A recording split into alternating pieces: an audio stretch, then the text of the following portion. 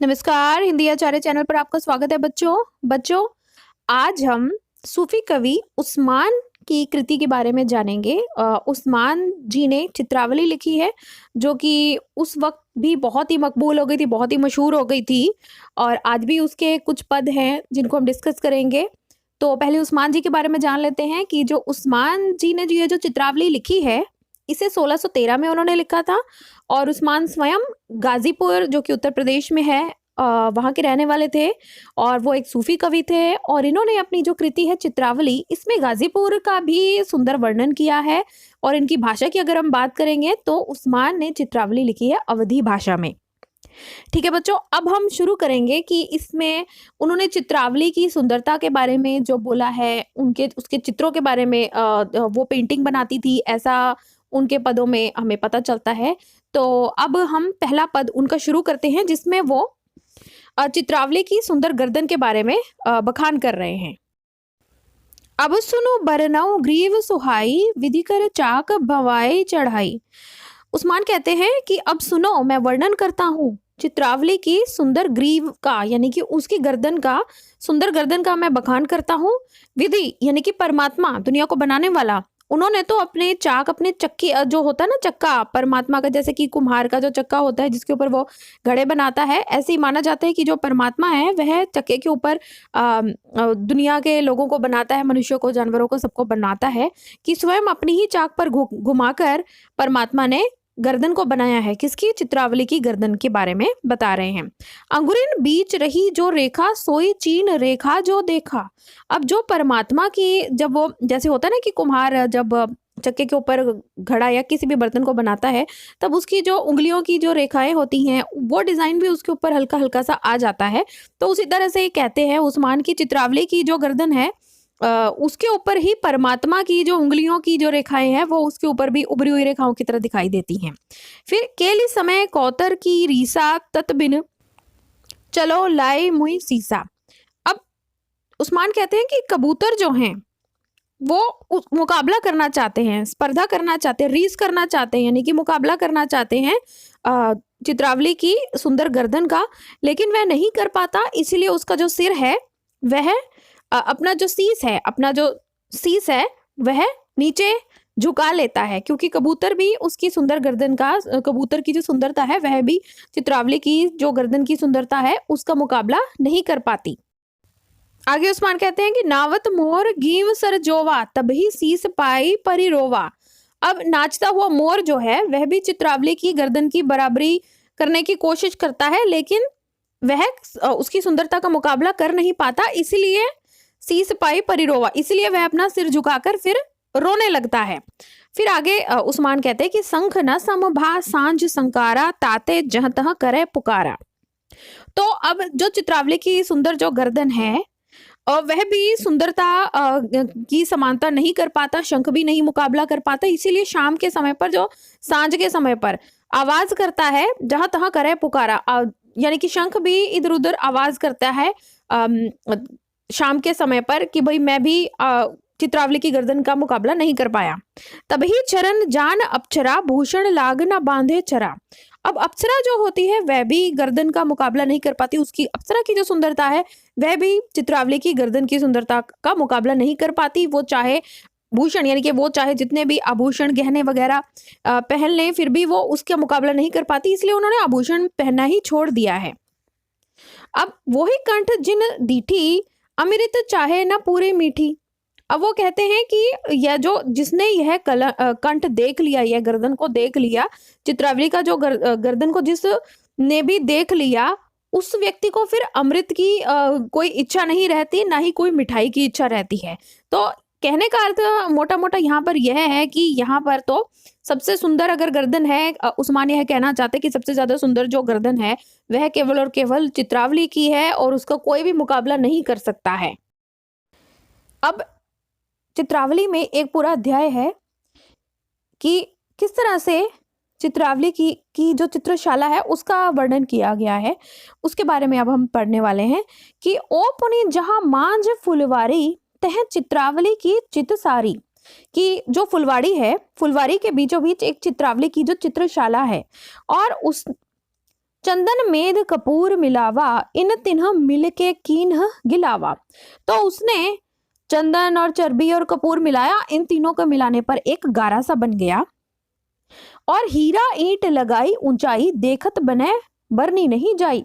कि उसने हीरों की ईंटों की चिनाई काफी ऊंचाई तक की गई। मतलब कहने का अर्थ है कि कवि बहुत ज्यादा बढ़ा चढ़ाकर बोल रहा है कि चित्रशाला है जो फूलों की फुलवारी के बीच में हमारी चित्रावली की चित्रशाला है, वहां पर खुशबू है चंदन की, कपूर की, और उन्होंने जो ईंटें लगाई हुई हैं, ऊंची ऊंची ईंटें, वो हीरों से बनी हुई हैं। आगे चलेंगे।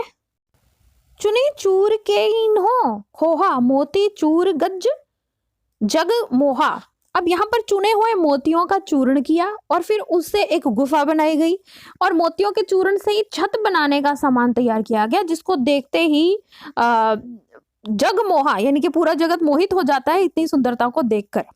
अति निर्मल जग दर्पण कीन्हा, तहां जाय पुनि आप न चिन्हा। अब वो कहते हैं कि वहां पर एक, वहां का जो संसार है वो दर्पण की भांति स्वच्छ है, कि वहां पर जो जग दर्पण कहा इन्होंने कि बिल्कुल स्वच्छ है वहां पर। तहां जाई पुनि आप न चिन्हा, वहां पर जाने पर अपने आप को भी पहचानना बहुत ही मुश्किल है। मतलब कि बहुत ही अलग सी दुनिया, बहुत ही अजब सी दुनिया उन्होंने बना रखी है चित्रशाला में। मंदिर एक तह चारी दुआरी, नगिन जरी पुनि लागू के वारी। वहां एक मंदिर है जिसके 4 द्वार हैं, वहां पर एक 4 द्वार वाला मंदिर है। और नगीन जरी, वहां पर भी नगीने जड़े हुए हैं, जरी मतलब जड़े हुए हैं। पुनी लागू की वारी, और उनके केवाड़ पर वो लगा हुआ है, जरी लगी हुई है, सोने की जरी लगी हुई है उनके केवाड़ के ऊपर, यानी कि उनके दरवाजों के ऊपर सोने की जरी लगी हुई है। आगे चलते हैं। कनक खंभ तही 4 बनाए, होरा रत्न पदार्थ लाए। कि कनक यानी कि सोने के उन्होंने 4 खंभे बनाए हैं, खंभ बनाए हैं 4, और होरा रत्न पदार्थ लाए, और हीरा आदि रत्न पदार्थ उसमें जड़े भी हुए हैं। ठौर ठौर सब जगत जरित, अस होई रहेउ अंजोर। यानी कि जगह जगह, ठौर ठौर मतलब स्थान स्थान का नग वहां पर जड़ा हुआ है और उसका बहुत ज्यादा प्रकाश फैला हुआ है। जहां न रैन दिन जानिए, इतनी रोशनी है कि वहां पर रैन नहीं होती, यानी कि दिन नहीं होती, और न सांझ नहीं भोर, और वहां पर इतना प्रकाश फैल रहा है कि वहां पे रात नहीं होती, और समय दिन समझना चाहिए कि और ना सांझ ना ही भोर, कि ना तो वहां पर भावर होती है, मतलब सुबह का समय होता है, ना ही वहां पे शाम का समय होता है, वहां पर हमेशा दिन का समय होता है, क्योंकि वहां पर रोशनी ही इतनी है, हीरे मोतियों की, सोने की, वहां पर चमक ही इतनी है कि वह बहुत ही रोशन जगह हो गई है वहां पर नगीनों की वजह से। अब इसके बाद इतना सुंदर उस जगह का उन्होंने जो वर्णन किया है, उसके बाद वो बोलते हैं कि तेही मह चित्रावली गुण ज्ञानी, कि उस महल के अंदर कौन रहती है, चित्रावली रहती है, जो कि गुण ज्ञानी है, जो कि जिसके अंदर बहुत सारे गुण हैं, गुणवती स्त्री है चित्रावली हमारी। आपन चित्र लिखे अस जानी, कि वह चित्र बनाती है और उसका ज्ञान जो है वो बहुत ज्यादा है। जो लो सखी दरस नहीं पावही, मोर ही आई सीस तेई नावही। कि जो सखी, जो उसकी सहेलियां हैं जो कि चित्रशाला में रहती हैं उसके साथ में, कि जो सखी उसका दर्शन नहीं कर पाती, वह प्रातः होते ही आकर शीस झुका जाती है। और जो चित्र अहि तेहि माही, सो चित्रावली की परछाई। तो वहां पर जितने चित्र हैं, बहुत सारे चित्र, अनेक चित्र हैं वहां पर, वो सब चित्रावली की परछाई मात्र हैं। कहने का अर्थ क्या, कि इतने सुंदर सुंदर चित्रावली के बनाए हुए वहां पर चित्र हैं चित्रशाला के अंदर, लेकिन सारे के सारे जो चित्र हैं वो सुंदरता में अगर हम देखें तो वह सुंदरता में तो चित्रावली के सामने कुछ भी नहीं है, उसकी परछाई समान भी नहीं है, कवि कहता है। अस विचित्र के ही लावो जोरी, अस्तुति जोग जीव नहीं मोरी। कवि कहता है कि उस जैसी रूपवती स्त्री, उसकी जोड़ी, यानी कि उसकी जोड़ी कहाँ से लाई, यानी कि उसके जैसी सुंदर स्त्री और कहाँ से लेकर आए, उसकी तो अस्तुति, उसकी जो स्तुति है उसके जो यानी कि उसके योग्य, उसके लायक जो है वो मेरी जीभ नहीं है। कहने का अर्थ कि स्त्री चित्रावली इतनी सुंदर है कि उसके जैसी और कोई सुंदर स्त्री हो नहीं सकती, और उसकी जो स्तुति है, उसकी सुंदरता का जो बखान करना है, वह मैं अपनी जीभ से कर भी नहीं सकता हूँ। वही रंग अपने रंग माही, ओही के रंग और को नाही, कि उसकी तुलना हम किसी के साथ में कर नहीं सकते। उसका जो रंग है वह अपने रंग में ही है, ओही के रंग और कोई नाही, यानी कि कोई और उसके साथ में, किसी और की तुलना उसके साथ में नहीं की जा सकती। सोहा न जाई चित्र मुख हेरा, धन सो चित्र और धन सो चितेरा, कि वह चित्र भी ऐसा कोई सुंदर नहीं मिलेगा, उसके सामने प्रत्यक्ष दर्शन कुछ भी नहीं है। सोहा न जाई चित्र मुख हेरा, धन सो चित्र और धन सो चितेरा, यानी कि उसका जो सबसे सुंदर, उसकी जो अपना जो प्रतिमा है, कहने का अर्थ कि चित्रावली अपने आप में इतनी सुंदर है जिसको उसने बनाया, और जो वह स्वयं और उसका जो चित्रकार है वह दोनों ही धन्य हैं।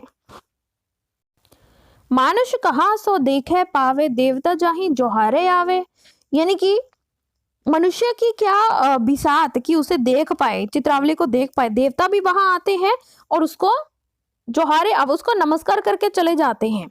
कोट चित चित सारी महा, देखत एको नाही, वहां पर चित्रावली की जो चित्रशाला है वहां पर बहुत कोटि यानी कि करोड़ों ही वहां पर चित्र हैं, लेकिन उनके दर्शन, उनमें से अगर उनको देखें तो चित्रावली के सुंदरता के सामने वो चित्र कोई भी इतना इंपॉर्टेंट नहीं है। चित्रावली की खूबसूरती सबसे ज्यादा है वहां पर। जो दिनकर उद्योत ही नखत सबे छिपी जाहे, तो यहाँ पर जैसे कि सूरज जो है, जैसे कि सूरज का प्रकाश जब होता है, दिनकर यानी कि सूर्य का जब प्रकाश उद्यत होता है, जब सूर्य उदित होता है, तो उसके नखत यानी कि नक्षत्र, बाकी जो नक्षत्र हैं वो छिप जाते हैं। उसी तरह से क्योंकि चित्रावली अपनी चित्रशाला के अंदर उपस्थित है, तो उसके सामने जितने भी चित्र वहां पर पड़े हुए हैं वह सूर्य के समान है और वो नक्षत्र के समान है, कि सबसे ज्यादा महत्वपूर्ण, सबसे ज्यादा अच्छा और सुंदर तो चित्रावली स्वयं ही, उसका जो स्वयं अपने आप में चित्रावली सबसे ज्यादा सुंदर है। और इस तरह से बहुत सारे अध्याय हैं चित्रावली की सुंदरता के और ऋतुओं के, जो हमारे कवि ने उनका बखान किया है। तो इस तरह से हम आशा करती हूँ कि आपको अच्छा लगा होगा चित्रावली के कुछ चैप्टर्स जो मैंने इसमें कवर किए हैं वीडियो में। पूरा वीडियो आपने देखा, इसके लिए आपका बहुत बहुत धन्यवाद। इसी तरह के और वीडियोस देखने के लिए मेरे चैनल को सब्सक्राइब जरूर कीजिएगा। हिंदी आचार्य।